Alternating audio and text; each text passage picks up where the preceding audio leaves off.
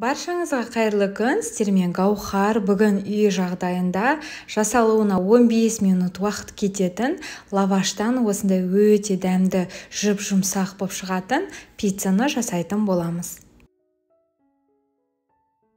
Диаметрі 22 сантиметрден асатын табамызға бірінші кезекте сұйық майымызды құйып қыздырып аламыз.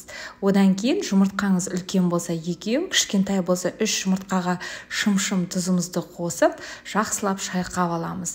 Қызып тұрған табамызға енді әдемілетіп, осылай жұмыртқамызды құйып, қасықты немесе вилканың көмегімен осылай дөңгелекті формамызды жасаймыз.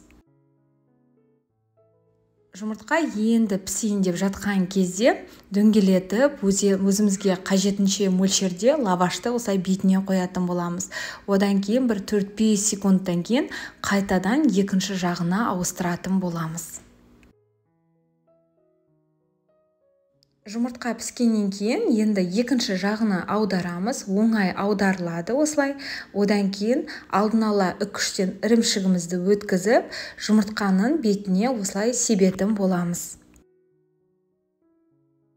Келесі кезекте екінші лавашымызды дәл сондай дөңгелекті формада кесіп аламыз. Оның үстіне өзімізге ұнайтын кетчупты әдемілетіп, жан-жағына бір келкі етіп жағып шығатын боламыз. Пиццаны қатты отта пісірмейміз, барлығы орташа деңгейде болуы қажет. Мінекей барлығын жақсылап осылай жағып болғаннан кейін келесі кезекте өзімізге ұнайтын шұжықтарды немесе помидорларды осылай әдемілетіп қойып шығатын боламыз.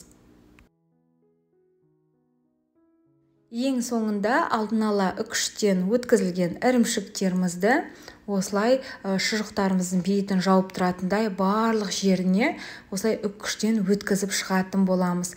Табамыздың бетін жауып, ірімшігіміз ерігенше 10-15 минут қалып қоямыз.